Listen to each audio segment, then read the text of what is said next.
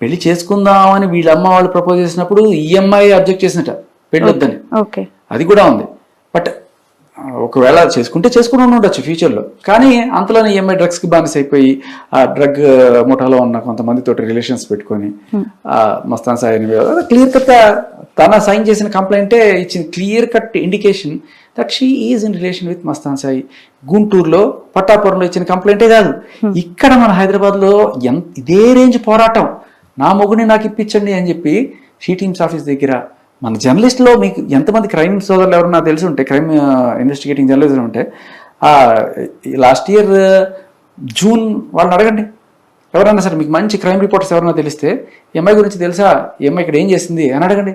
వాళ్ళు they clear katli tell ఈ అమ్మాయి ఇదే టైప్ పోరాటం మస్తాన్ సాయి కోసం చేసింది ఇక్కడ. Okay, but Mastan Sai is not celebrity కాబట్టి బయటికి రాలి.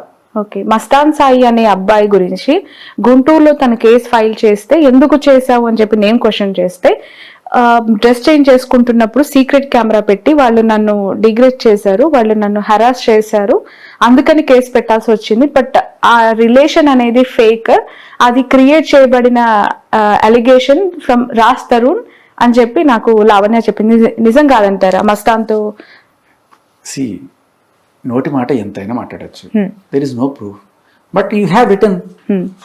నువ్వు రాసిందే చక్కగా సంతకం పెట్టావు, నువ్వు రాసావా, ఇప్పుడు నేను ఇది నా రైటింగ్ కాదంటది, నీ ఇష్టం ఏదైనా చేసుకో, బట్ నువ్వు సంతకం పెట్టావు, ఈ సంతకం అయితే నీదే కదా, నువ్వేం చిన్నపిల్లవు కాదు కదా నీ చేత లేకపోతే బలవంతంగా సంతకం పెట్టించేయడానికి.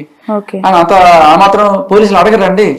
ఒక అబ్బాయి మీద రేప్ కేసు, అటెంప్ట్ మర్డర్ కేసులు పెట్టేటప్పుడు కనీసం అమ్మాయి కూడా లేకుండా పెట్టేస్తారండి?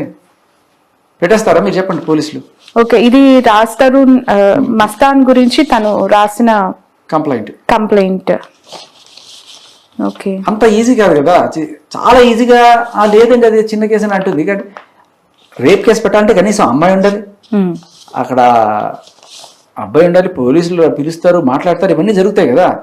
ఈ కంప్లైంట్ నేను రాసింది కాదు, ఇది నాకే తెలియదు, దాంట్లో వివరాలు చూడండి చక్కగా కళ్ళతో చూసినట్టు అట్లా రాసింది అమ్మాయి. అండ్ అడగాలి మనం దీంట్లో వివరాలు ఏంటి, ఇది కరెక్టా ఇది కాదా, మస్తాన్ సాయి నాకు 2021 నుంచి పరిచయం అంటే అప్పటికి రాజస్థాన్ చెప్పినట్టుగా రాజస్థాన్తో బ్రేకప్ అయిపోయింది. Okay, so if she's in with Mastan Sai, Mastan Sai కావాలని చెప్పి 2023లో పోరాటం, న్యాయ పోరాటం, ప్రధానికి పోరాటం అని ఒక పేరు.